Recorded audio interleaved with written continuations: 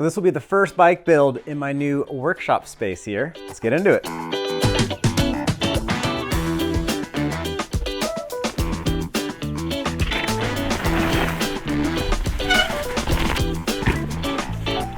Got a new bike. What bike is it, you ask? It's a bike that many of you have been asking me to try out on this channel for quite some time. That's right, we got a Knolly. Is it Knolly or is it Knolly? Yes. The guy who runs the company is named Noel Buckley, so we call it a Knolly. I want to give a big thanks to my friends at Jensen USA for making this video possible. Jensen is an online retailer and they stock bikes from Knolly. Right now they've got some of these actually in stock and available. I've got a link to them down in the YouTube description below. Anything you purchase from Jensen USA will directly help support my channel, and that is a big part of how we make these videos happen for all of you. Big thanks to Jensen for making this video happen, and I am also supported by two other cool brands. We got PNW Components and Industry 9. Both those guys are a huge part of my program, and I really appreciate their support. And even cooler, Jensen USA has products from both Industry 9 and PNW in stock and available. I'm gonna link to the full spec of this Knolly Chilcotin 151 build down in the YouTube description below. Anything you purchase from those links will help support my channel. Chilcotin 151. I wonder why they named it the 151. I think they named it after how much travel it has. Oh. Wow, holy decal kit. My Subaru is gonna be styling with these decals. Look at that. So I do really like Horst Link bikes. This is a Horst Link bike. Generally, that means the chainstay length gets shorter as it gets deeper into the travel, which is something that someone like me that does a lot of rear wheel stuff and has a very active, aggressive style generally enjoys. We'll see if it feels that much different on the trail. This thing looks pretty solid. I kind of want to weigh it too. Let's get the stuff off and weigh it. Not gonna be the lightest bike. Since everyone always asks, I'm 5'8" and this is a size medium frame. I have zero sponsorship relation with Knolly whatsoever, though I do work with Jensen USA. I bought this frame and got a very, very slight discount to the point that I didn't even want to bring it up. Nice. I think the orange accent colors look pretty good on these bluish bikes. I got it together. I also threw in a brand new PNW loam dropper seat post, 200 mil drop. The bike showed up with tons of damping cranked into the rear shock, so I backed off a lot of the adjustments a ton. It feels pretty light and open now. It actually feels really nice. The seat tube is very past the bottom bracket, so that's kind of the big thing. Knolly has some kind of a patent about seat tube angles. Build was quite straightforward. The cable routing comes in right there, and then there's a hole in the bottom of the frame so you can poke the cables into the seat tube as needed. It actually works out pretty good. And there's a nice grommet right there at that junction. So we'll see how this thing lasts. Ooh, see how good my dropper works? Before we get it all dirty, let's weigh it and see just what we're working with.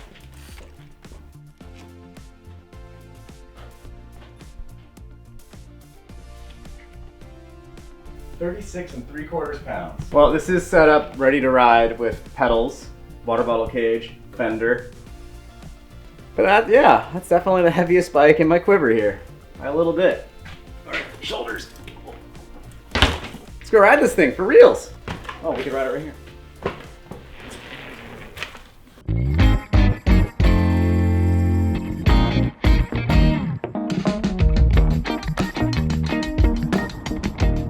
So Knolly is a company from British Columbia. Their headquarters are right behind us down in the Vancouver region. To celebrate this bike being from BC, it says on the back of the seat tube that it's actually BC Tough. And I think that means it's built for trails like these right here on the famous Mount From North Shore of Vancouver. I love coming up here, and I think it's fun to have a bike from right down the street. When we first pulled in, we saw a bunch of other folks on Knolly's right away. I tried to give them a sign. I don't know how to do the Knolly K. I think it's like that. I don't know. Maybe you guys can tell me in the comments how to do the Knolly K sign thing. But this bike is super popular around here, and I can see why. This is the first ride. I don't like doing first rides on new bikes on trails like these, but that's what we were doing today. This trail we were riding today has a ton of what I call Roman roads. There's just like, the trail's been ridden so heavily for the last 40 years that a lot of the dirt has been dragged down off the hill and it's been eroded. So to stop the erosion, they've pounded rocks into the trail bed. So you're riding down like a cobblestone made out of rocks by mountain bikers over the last couple decades. Pretty rough. I've ridden that stuff on the Ritmo, on this, and on the old Ritmo. It's pretty rough regardless. So it's hard to really test the suspension out on that stuff because you're not going super fast.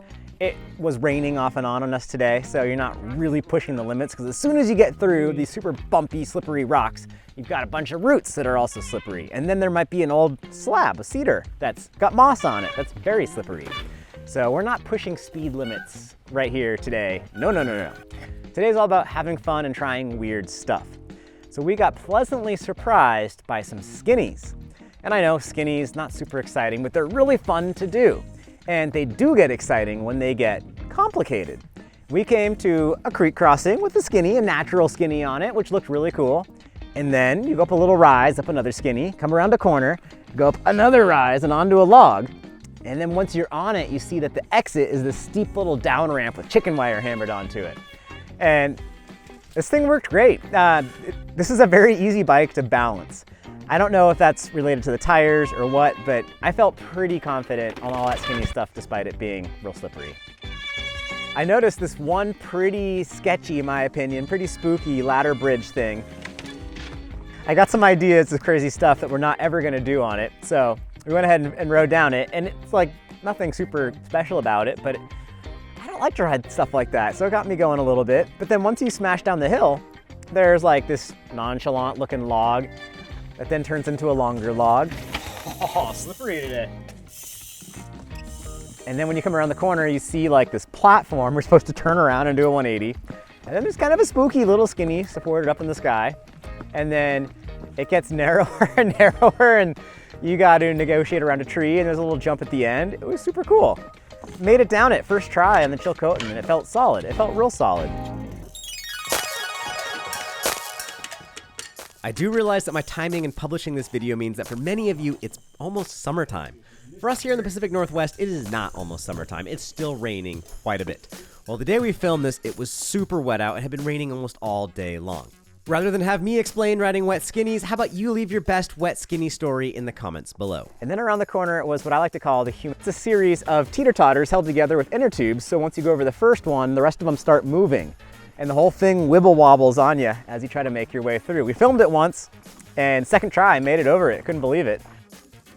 Blown away at how easy it's been to balance this thing today.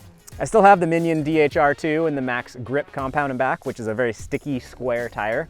I think that helped with the balancing. I think the wider rims also helped. These are 31.5 mil inner width wheel rims, actually made here in British Columbia in Kamloops with my friend Dustin. Running the Industry 9 Hydra hubs and the Industry 9 aluminum spoke system on this wheel set. We were running out of daylight, so we just boogied out down Ladies Only. And if you guys are familiar with the channel, 4 years ago, almost to the day, we came up here and rode Ladies Only. I'd had my Ritmo for like 4 or 5 weeks when we filmed that. And the Ritmo is a great bike. And Ladies Only is a really fun trail. And I'd heard so much about it as a kid growing up. And then I remember we jumped off this last time. Remember we just gapped that? Yeah, well you did. It's not a big deal. It looked quite as built up as it was. It didn't have that log across, but we could totally do it again if we had our other shoes on. If I'd worn my jacket, I probably could have jumped it. Buy different pants. Yeah, the other pants are definitely safer. No, this is sketchy. But yeah, getting a little bit more speed, the Knolly felt better and better. I do need to increase my fork pressure a little bit or add a touch of high speed because I bottomed out real hard once or twice. Yeah. Like I think I'm actually set up pretty good in back. I did open up all the adjustments to max open. So yeah, I'm surprised I need to do that. I'm 170 pounds. I will say running down the steep sections of lower Ladies Only, this thing was totally good. It was very predictable. It wasn't flexy or anything like that, and the suspension did exactly what I needed it to. Let's go see if we can find some place to camp or spend the night.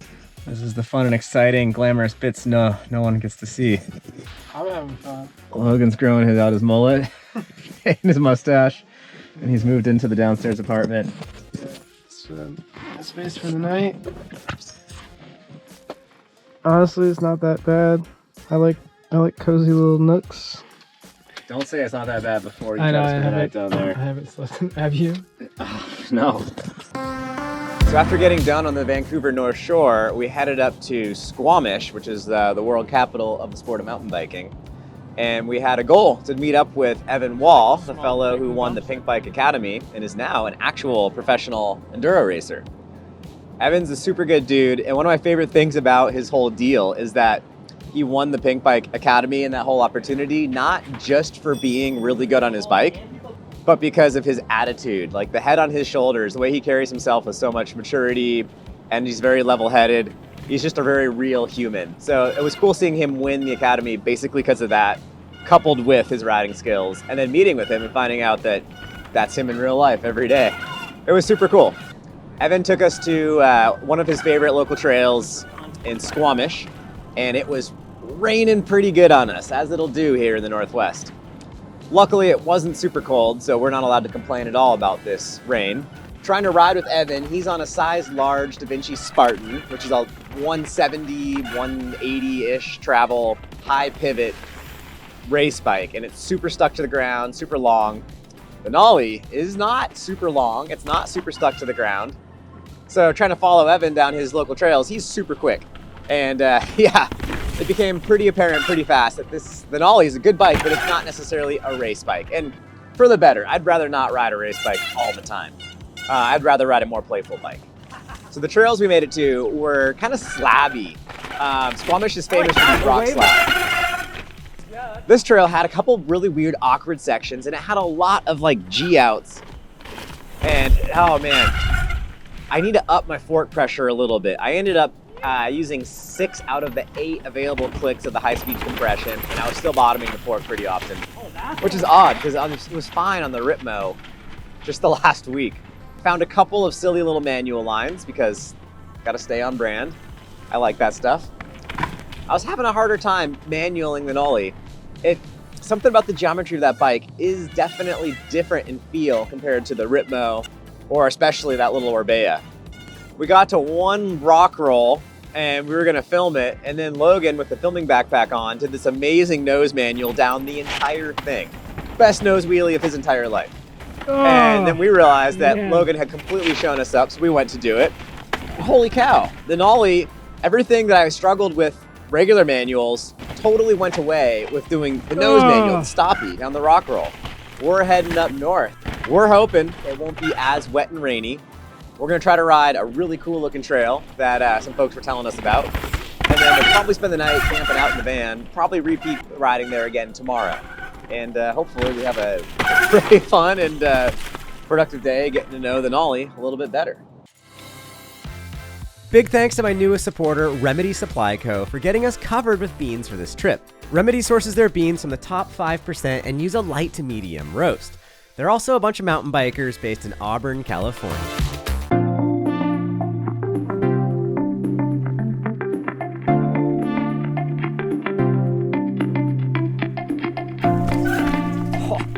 This is way more dangerous. Today was a lot of fun. We decided to try riding someplace relatively new to us.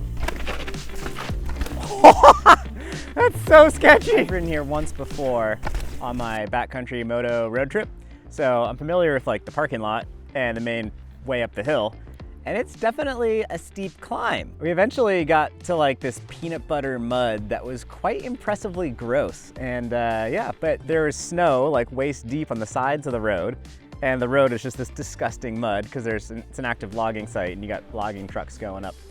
But eventually we found top of the mountain, found our trailhead, hiked through the snow for what we thought would be hours, and it was like 10 minutes of pushing through snow. And we found a pretty cool trail, one that we've heard about. We didn't ride that one. We rode something else because we've heard about the other trails. We tried something a little bit different. Things today were pretty flowy, pretty mellow, nothing crazy steep, nothing crazy technical. The Chilcotin was, I think, in its element. So the name of the bike, Chilcotin, is for the big mountains kind of behind us an hour and a half. So these intermediate sized mountains close to the Chilcotin, close to the intention of this bike, this thing works pretty well. I don't think I got that.